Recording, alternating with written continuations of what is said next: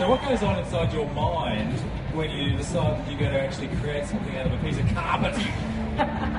I just want to be able to constantly give you guys something that hasn't probably been done before. Do you know what I mean? I'm just so challenged to be able to try to be innovative. So I'm thinking of what can I do that I haven't done? And I guess if I haven't done it, then most people haven't done it. And because I've been hairdressing for such a long time, I know what's been done. So I keep looking at different aspects, different ways to recreate, reinvent. But yeah, I just love playing with stuff. And I'll go and I'll be on a mission for, you know, a week, and it never turns out and it goes in the bin.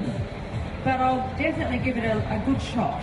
And so what keeps you at the forefront of hairdressing? Because you have had a very rich career, you know, from the days of doing World Cup competitions and all of that very stylistic hair that still exists in that world, which you are no longer a part of. And you've moved into a more fashion-forward world. You know, what is it that drives you to do this on a day-to-day basis? Well, do you know what drives me? I think one of the things that I see about our industry, it's a very young industry.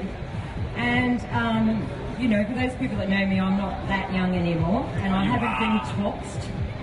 I still want to be able to be angry in my salon when I'm angry. But I must say, when I had my 50th birthday, it was very sobering. I had my daughter tell me she was going to be a mum, and I'm thinking, oh my God.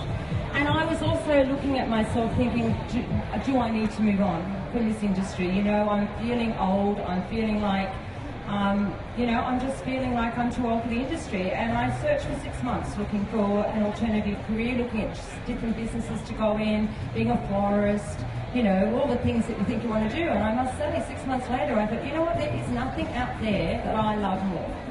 So I made a pact with myself that if I stayed in the industry, I was going to do it the best I could do it. I didn't want to be an old hairdresser looking like a dag. I wanted to be an innovator and a leader. And I wanted to champion older hairdressers, to say that everybody can do this. You don't, just because you've been there for a long time, doesn't mean to say you're too old for it. So well, that deserves a round of applause. So I just push myself now. I just want to be out there, and I thought I'm going to throw my hat in the ring every year for Hairdresser of the Year. 1995 was the first time I was nominated. Yeah, well, 14 years later, I'm still trying to win. We're going to pass you over to Susan. Nothing too intimate with these questions, please. Sharon, this is what we call the roundup, where we get to know a bit more about you than you'd like us to. So, think of me like your therapist, and just tell me the first thing that comes into your mind when I ask you these questions. And the first one is cat or dog? Dog. Why? Because I hate cats. And if you weren't a hairdresser, what would you be? I think I'd be fairly tempted to be a florist. And in the movie of your life, who would play you? Goldie Hawn. I love Goldie Hawn. Your favourite meal? Favourite meal? Sunday roast. That's a popular one amongst our guests, actually. What music are you listening to right now? I like jazz. Yeah.